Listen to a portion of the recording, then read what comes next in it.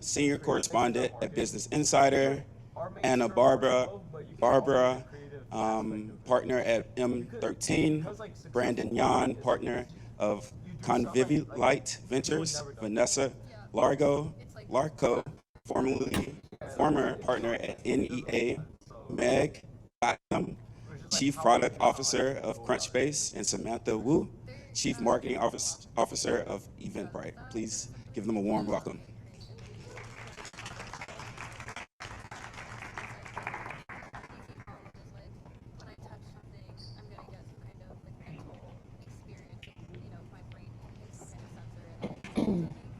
All right, well, thank you so much for coming to our panel. We're going to talk about consumer investing.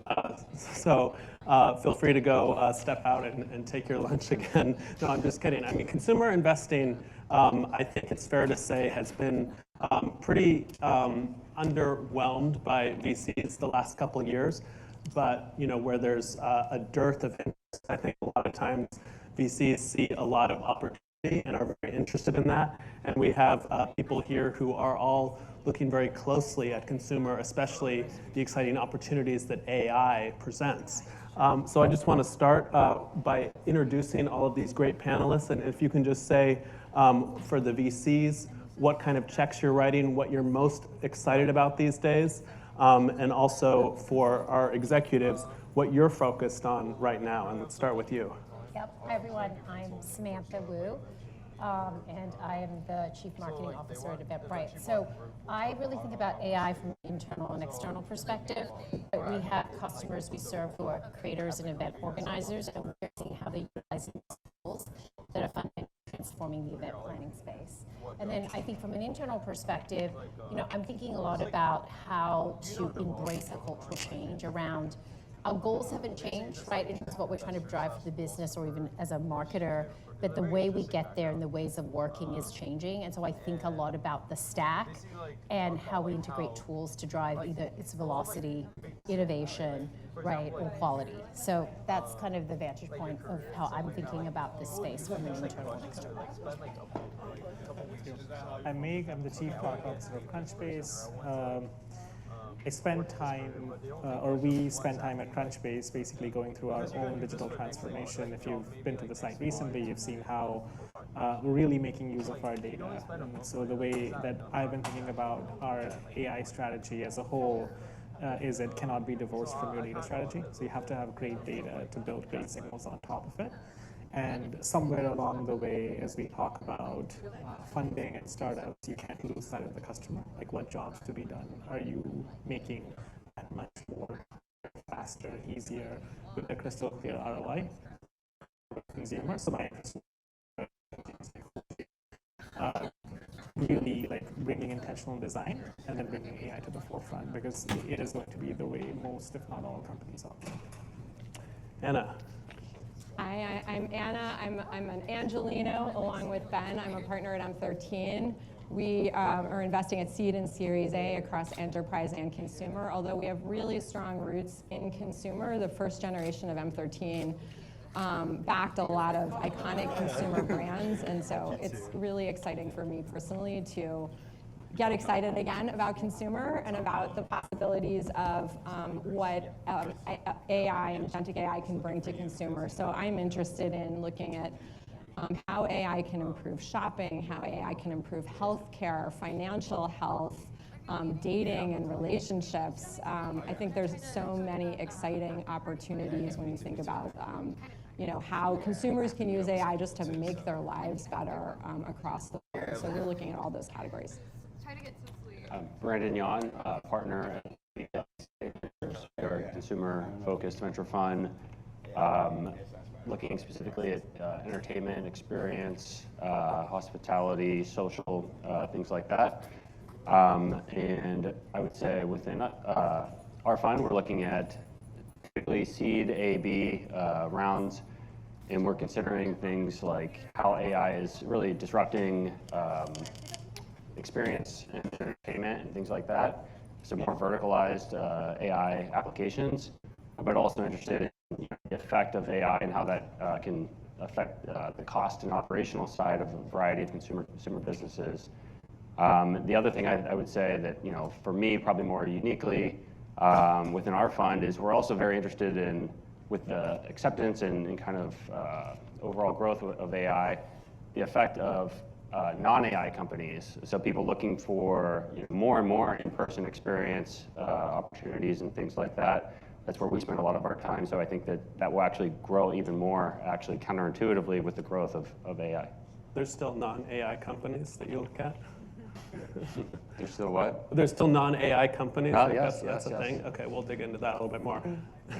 Hi everyone, my name is Vanessa Larco. I was a partner at NEA up until 4 weeks ago, where I left to start my own venture firm, actually focused on consumer, what we're calling consumer enablement.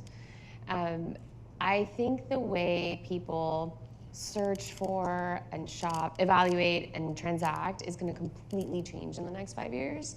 I think the incumbents where we've typically done search and evaluation and purchasing, I think their best days are behind them unless they radically change their interfaces, their business models, and their way of operating.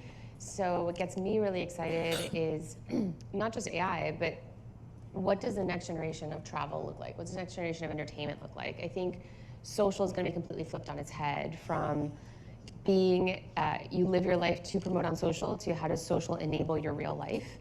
And so we're thinking through a lot of those use cases. I think how you shop and acquire financial products, I think education is going to completely be flipped. It wasn't something that VCs really thought there was money to be made in, but I think in this generation, perhaps that's different. So it's really fun to see the precipice of massive change for consumers, for their behaviors, for their preferences. And I think this is when iconic companies get built. So never been a more fun time, even though it does feel a bit contrarian to be excited about consumer right now. Contrarian's where you want to be, right? As an investor. Like trendy contrarian, and then there's like your crazy contrarian. Yeah, you don't want to be too contrarian because then no one funds the next round, right? Right, Yeah. exactly. Yeah. But you all touched on such interesting sectors, and I want you to dig into that a little bit more in terms of dating or any of these other specific applications and what you're seeing companies right now or startups you're looking at do with AI that they couldn't have done without it. And let's start with you, Anna, my fellow. Yeah, I mean, I'm happy to take the dating example. So dating is broken, right? So the swiping model, consumers are tired of it, right? It's very easy to find information online about, how much consumers really hate the process of engaging with an online dating app. When you think about what AI brings into that equation, what it does is it enables you to deliver a very high level of service akin to a private matchmaker that you might pay 25 grand for and bring that down to an affordable level. So really expanding the TAM and really shifting some of that spend from a subscription-based dating service to a much more tailored service that feels like having your own private matchmaker. So that's the goal. So against that backdrop, it's very early days. There's a number of companies going after this opportunity. There's one called Gigi, there's one called Sitch. We're looking actively at this category because I think the value you're able to create when you bring that high level of personalized service at that low cost and you disrupt a category that consumers hate, but that is filling a vital need of helping people connect with each other, like that is a very exciting opportunity. And to the point of, one of the problems people have had with consumer traditionally or investing in consumer like in the last decade is monetization, right? Is often that it's a very long timeline to monetization, and so VCs don't want to underwrite that risk. However, with a product like an AI matchmaker, the willingness to pay is so high that you get to revenue earlier. So it changes that kind of risk equation in an exciting way. I just want to build off of what Anna said. I think that what gets me excited is how AI disrupt things that were very services heavy.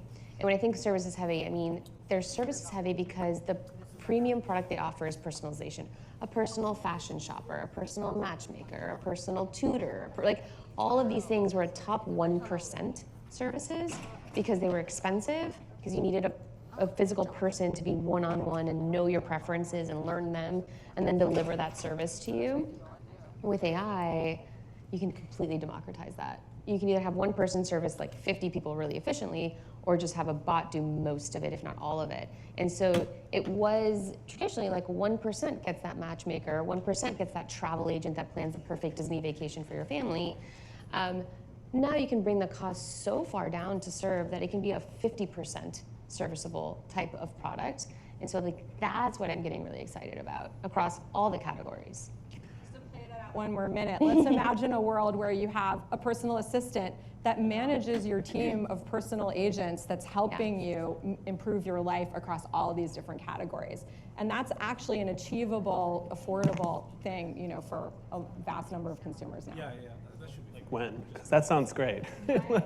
When? I guess that's a big question. I'm reluctant to give a date because I feel like every time we say a time, it comes sooner than we think. So soon. Opposite of like flying cars and stuff.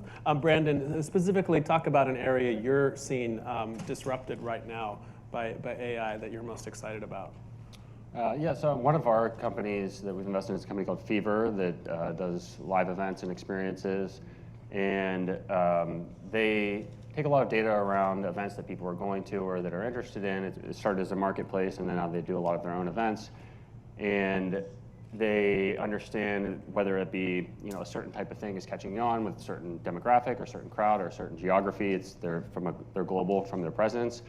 And then they'll create an event. For example, one of their first, they call Fever Originals, was a candlelight symphony concert. And it's relatively inexpensive to put on.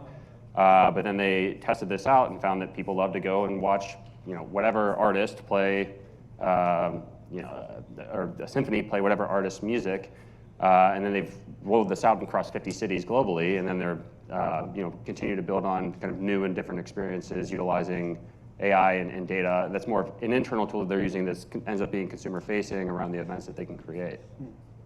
Well, speaking of events, I'm curious, we all use Eventbrite, and it's a fairly mature business in that space. I'm sure you saw Apple just came out with their native tool, which I actually haven't used yet. I don't think has anyone used it? Is it good? I was really excited about it, but I don't think it's been fast enough. Excited about it? Why are you excited about it? I just think it's like it's interesting for us at least. We don't see Apple as a competitor. We see that as like a bridge in terms of like expanding like events. But I wanted to build on what Brandon was saying on Fever. So I think one has AI transforming the event planning space. I mean, it's helping us at a velocity and a rate of looking at what's trending and data and translating that into insights. So, we see really interesting trends on what's happening on Eventbrite, and we're actually doing our own set of original series and combining these mashed cultures together. So we're doing like a cheese rave, cheese tasting and raves, two separate things. It's really resonating with that audience. So that's one way that's transforming our business. The other is, I think from a consumer perspective, it's always been about serendipitous discovery. But what we're increasingly understanding with our consumers is they don't actually want serendipitous discovery. They want intentional discovery. They want to be prompted with something that they prompted with something that we think that they will want versus discovering it themselves. And so one of the like Netflix. Potentially, but basically they want to be delighted, but they want us to help them find what they want versus them searching for it actively. So this move from serendipitous to intentional discovery and the ability to integrate AI tooling into the discovery process so that we can be more one-to-one and more personalized, I think is the future and the trend, and it is something that we're thinking a lot about because that's what our consumers care about. And then I think to your last question around the event planning space, like if you think about what all of these different tools are doing, event creators come in different shapes and sizes, right? And there's really kind of three major journeys. One is around ideation and creative brainstorming, right? Whether it's scouting a venue, whether it's coming up with cool ideas, to creating the design assets around that, and then driving the sell-through. And not all event creators are these huge conglomerates. They're like these small businesses and entrepreneurs. And so what we're seeing with these tools, it's really helping them not just drive operational efficiency, but velocity and the speed to iterating on what's working. And then being able to turn what they're doing from an event perspective and monetize it and then scale it. So that's some of the interesting things that we've been seeing on our side. And Megh, I'm curious, what about at Crunchbase? I'm also, if you're at a large company like this and you show up at a meeting and there's not an AI component, did you get in trouble?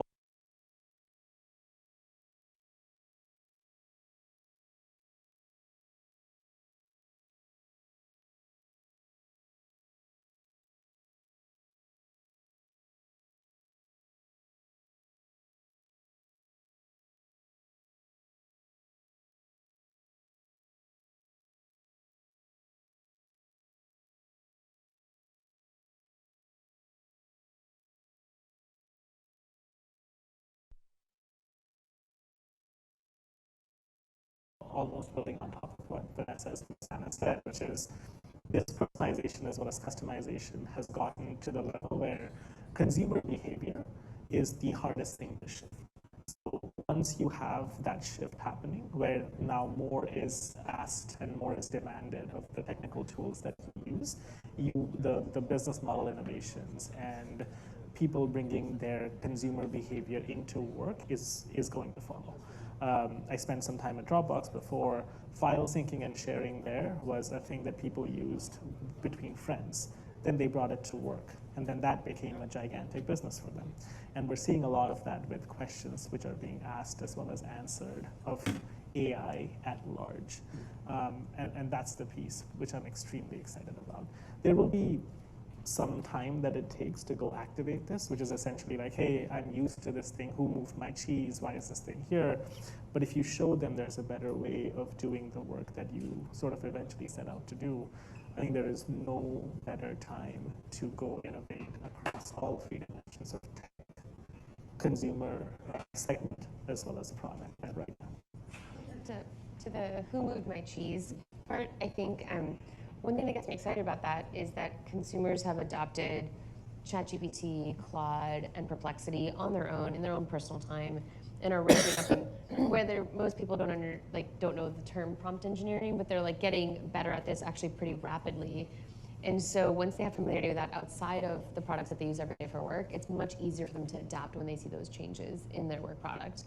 Versus I was at Box before coming to NEA, and we changed anything, people would freak out because like the cloud thing happened, and people were like excited and cool and were like keeping up with changes, and then it got old, and then it changed and made people like, why are you changing things? So now is an opportunity to like actually change things, like right now. Can we talk about the recent product update, Crunchbase, speaking of where our cheese went? Because, anyway, I just, very bold, like, product update, like, very impressive. Like, I was, What that is. yeah. Thank you. Yeah. How much did you pay on it? So Crunchbase has been around for the better part of a decade. It's privately owned. It spun off from Tech 10 plus ish years ago, and we haven't really changed the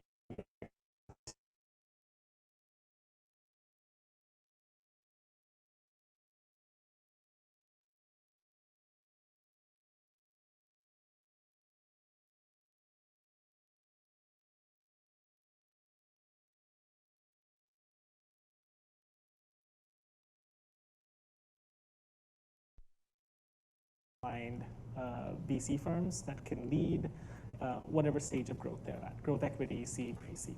VCs use Crunchbase to see, is this legit, right? Like, should I actually spend my time on it? Recruiters, biz dev people, organizations use Crunchbase to see, hey, does this make sense for me to go put my time in? It's essentially all prioritization and target list building. And there's a better way of doing it, which is we have one of the benefits of being around for so long is that we have engagement data across many, many years. And we know the life cycle of a company from the time that they file for incorporation to the time they file their S1. And we know what the characteristics of great companies look like. So in that world, it helps to say, hey, focus on these versus not the others. But this whole journey came with a whole set of, like, should we do this? Should we leave the customers that kind of got us here with a very set workflow unhappy? And it's a constant balancing act, which got us to the point that we think there's a higher opportunity here than it was with the past sort of relationship which we had built. And it's not just the product, it's pricing, it's packaging, it's positioning, everything changes. So I guess we go to VCs anymore. No, but I mean, I've written a lot about that. And VC, I think like my job, is very person to person, and that's not the hard part of the job. But I do think that with tools like this, some of the role of VC in terms of like identifying companies and I forget who, I think it was someone from Sequoia who said, you know, they know now more about a company they've like just heard about because of AI than one they used to do diligence on for like 6 months. So certainly a lot changing there. But I'm also curious, you know, what kinds of company in consumer AI maybe you're a little bit tired of hearing about that you feel like everyone's trying to do, and also the one that you really wish you heard more about, that you wish more founders were pursuing this problem. And Vanessa, let's start with you. The picture generating, video generating things, there's like a gazillion, we get it. Some are for avatars, some are for backgrounds, like, okay, cool. I want something that like saves people money. Like truly, like I think consumers want, like, give me access to something I didn't have access to before. And whether that's because it's cheaper and I can afford it now, whether because it's easier to do it so I can do it, I couldn't do it before, or give me access to some inventory that was locked up for some reason and you can unlock it for me. So like, I want first principles thinking. I want the like, how does your product save me money when I travel or get a loan or whatever? Or how does it give me access to, I don't know, homes I couldn't rent before? Like, give me something that like solves a problem. I am just fatigued of like, we're an AI company. And I'm like, well, no, tell me like what the problem is you're solving. Like, I don't care how you do it. It can be AI, it can be ML, it can be computer vision, it could be hamster wheel powered. Like, I don't care. If you solve the problem for the consumer, they are gonna be happy. Now, likely you're solving that problem with AI, but like, let's get to that at the end of the presentation. I don't want you to lead with it. Mm-hmm. Yeah, I think for me, you know, similar in some ways. I think there's, you know, whatever's AI for whatever category. I'm AI for this, I'm AI for that. But I think ultimately in consumer, like what matters is having something that's convenient for people. And I think the more convenient it is, the more simplified it can be, the more it helps people do things, the more they will lean into using that product on a regular basis. And I think like the gap still a bit in consumer right now is, for something to be really convenient or personalized really well to you, you need to give it some amount of data.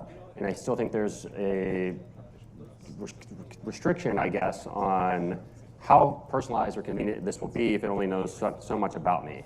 And I think that the company that can create something that somehow will take my data while making that convenient as well, with not me having to input and give it all kinds of data, I think will be the company that will be, I think, most interesting, and that could be in whatever vertical, but I think whatever's gonna make people's lives easier, not only from, this is very personalized for me, but also like, here's everything about me that you can take in some seamless way. I don't know exactly how that's gonna happen, but to me, that's what I see as kind of the most interesting in the future.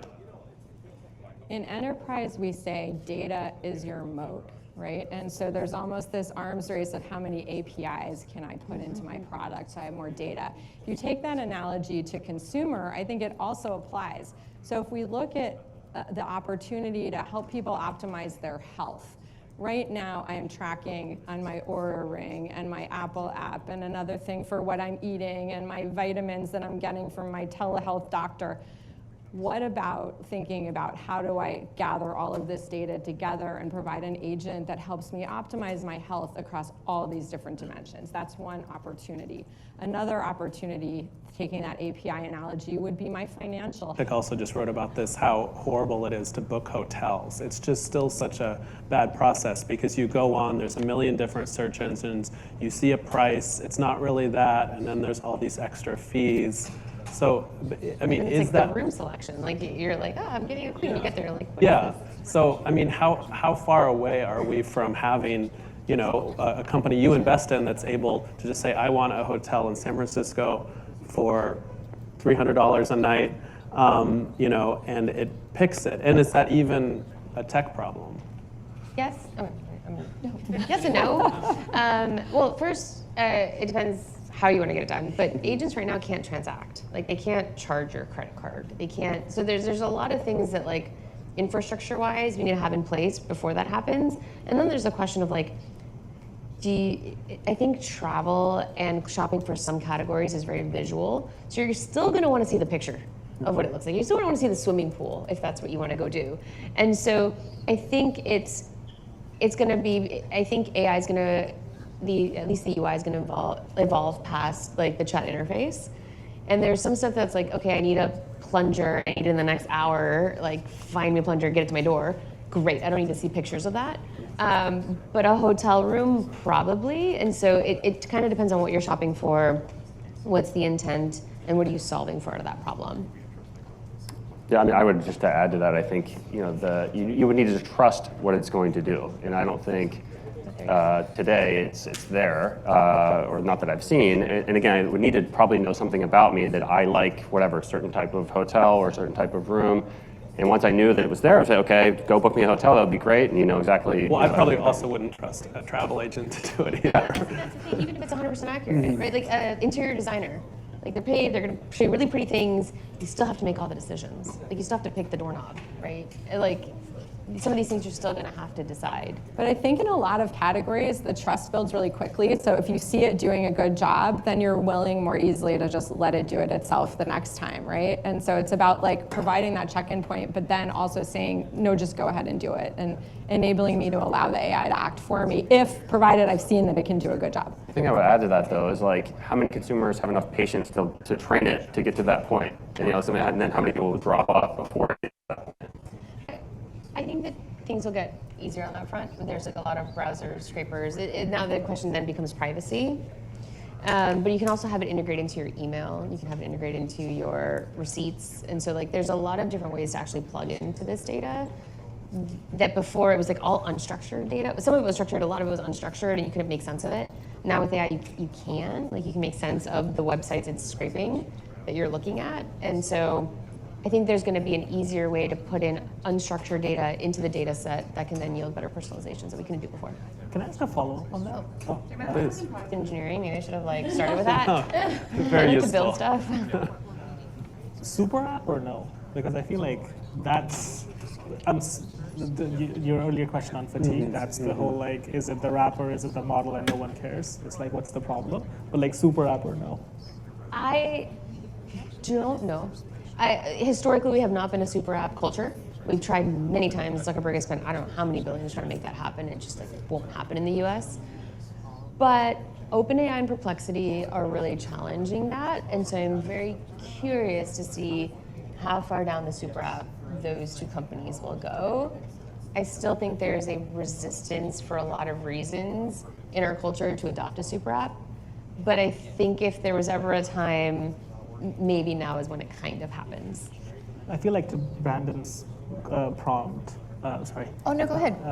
I think like to train it to get better where you trust it, like you almost need it across multiple things. And I'm not sure if that can be done without a super app. Yeah, I would agree. I mean, I still think like Google is probably the most well-positioned to do that because, you know, it has 20 years of my Gmail data, it has so much information about me. And like, I think, you know, ChatGPT was, you know, first to market and it's probably the closest we have to a super app right now. And you can even argue, depending on how you define super app, Google was a super app before. Counterpoint is it is Google. I think like browser and email are going to be like the two most valuable entry points, full stop. And like Google's in a really good position for that. I mean, so I'm a marketer, so I think about it from two vectors. One, which is what you started, which is what is the use case and the problem we're trying to solve?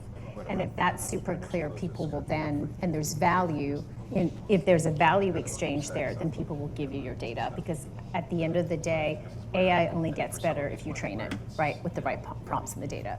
So on the super app, I think that Google, who has a full suite of tools, right, if they can crawl like your calendar and your email to then create a consumer experience, the inertia of like giving up that data is no longer there because they already have your data. So there is something interesting there. So if you think about concierge or travel, right, Google is probably pretty well positioned to offer some type of service because they already have access to your data.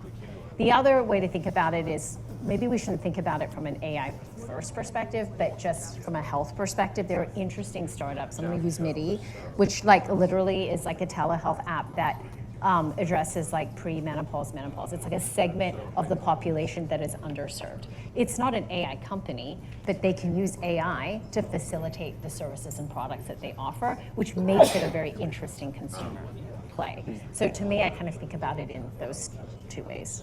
Yeah, I mean, does the super app matter right now for what you're deciding to invest in? And I guess on the point of Google, like we use Google for a lot of stuff, but no one would ever go to Google to look for a home. They'd go to Zillow, and you do have a lot of vertical categories like this, even in this wave of the web. So how does that make you think about what you are investing in at the very early stage? I mean, I think you could say, oh, we wouldn't invest in anything independent because we believe in the super app strategy, right? I don't think that's the right answer. We actually have seen early evidence that some of the big foundational companies are actually partnering with specialized agentic AI companies to deliver services. So let's say you're in Perplexity and they're saying, oh, it looks like you're trying to shop for travel. Would you like to engage with our partner, right? And then they're embedding another company inside that Perplexity experience. Like, I think that sort of distribution model is something we'll see the bigger companies starting to play around with, engaging with apps that are built on top of their models and then actually embedding them in their own consumer workflows.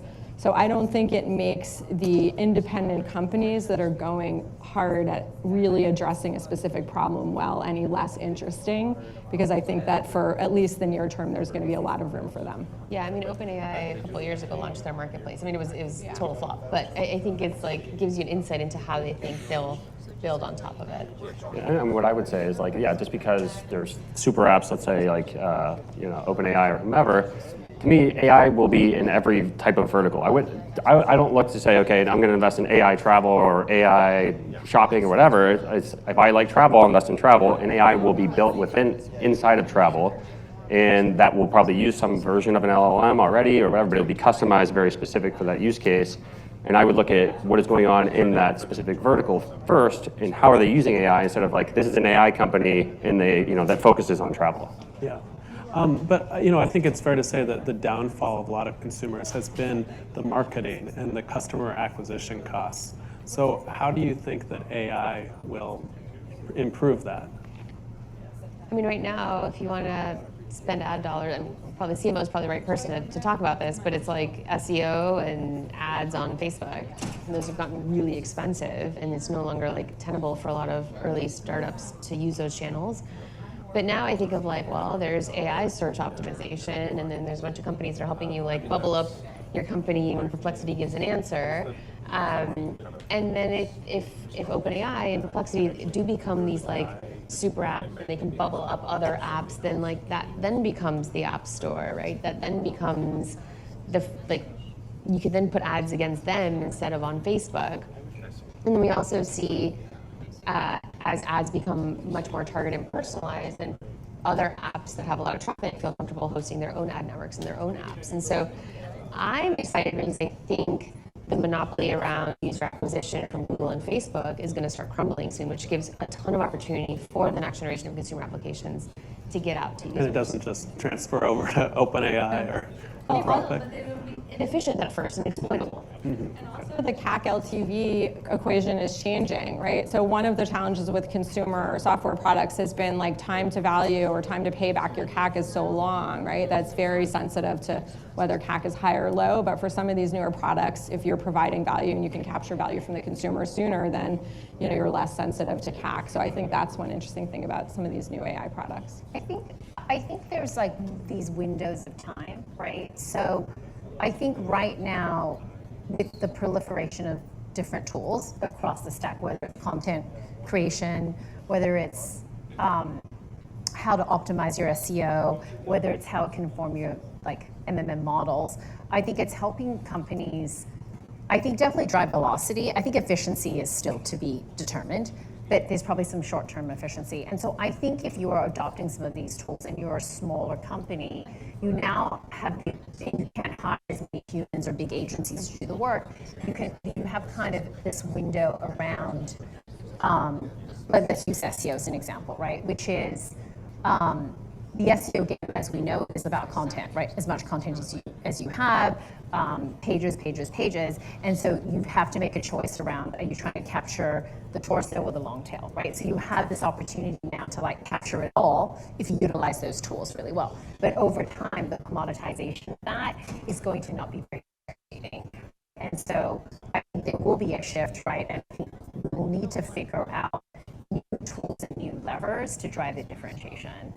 And I actually think it's going to be a combination of AI tools that facilitate that velocity, but also we started this conversation around with the proliferation of AI, there is definitely efficiency and personalized, customized services that's democratized, but I think there's also going to be this I'm going to use the space I'm in, like in real life experiences and like being in real life. And so if I think about it from a marketing perspective, the things that I think will start to drive more organic growth for companies are not like the pure SEO game, which is really important because it's a strategic mode, but it's things like community building and how you do that from the ground up and top down. And so that's like medium to longer term. I think in the short term, I do actually think it's potentially more cost efficient for smaller players who have like less people. Time to be able to do this. I mean, I would say, you started the panel kind of with a joke that like, oh, consumer's dead. To me, I think this is the most exciting time to be looking at consumer when a lot of others are pulling out of the category. There's consumer will always be a category. It's not something that will go away. And I think there's opportunity now to more heavily into the space, whether that be AI focused or not AI focused. And I think a lot of the money's gone in towards AI applications, mostly on the enterprise side at this point. And that's driven valuations, I think, high, and especially the enterprise AI or whatever AI company that is emerging. And I think business models in consumer AI are still early and kind of being figured out. But I think, for me at least, just going deeper into the consumer category right now when others are leaving is what I see as the opportunity. I think seeing the frenzy around AI has only made me dig my heels deeper into first principles and into being like, I'm AI agnostic. I'll invest in non-AI, I'll invest in AI, but like, I really want to go back to first principles. What are the needs? What is the problem you're solving? And it's also made me much more excited about the earliest stages versus the later stages when I think the valuations get kind of gnarly. And so I think it's the best time to start a company. I think it's the best time to fund consumer. And I've spoken with the risk team in the last few weeks. So.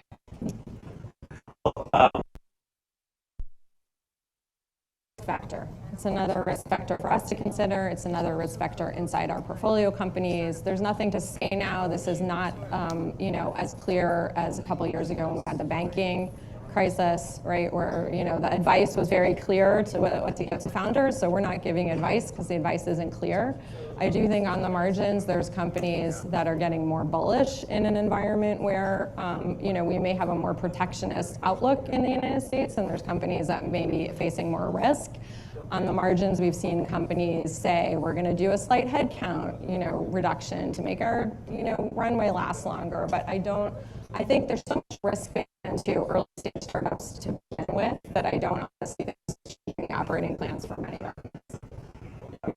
I mean, things are changing every day. It's hard to give advice, say do this, and then that advice doesn't matter the following day.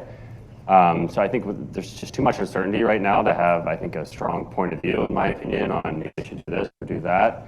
And I think even if people are reacting on the market, it's okay, it's been down a lot the last week, but if you look at how much it's been up the last year or two, it's still not down that much in the bigger picture thing. So I think, we're not really giving any advice right now because things are changing constantly.